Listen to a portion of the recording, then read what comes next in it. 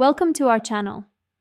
Membership cards for retail stores and clubs often need activation at the store counter before you can enjoy member benefits and discounts.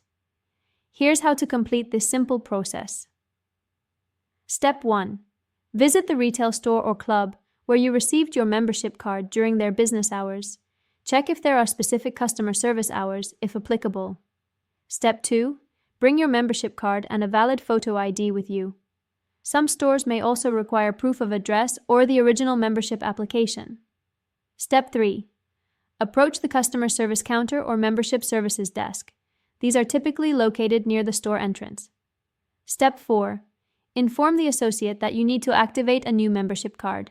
Hand them your card for processing. Step 5. Provide your photo ID when requested, so the associate can verify your identity matches the membership information. Step 6. The associate will scan or enter your membership card number into their system and complete the activation process.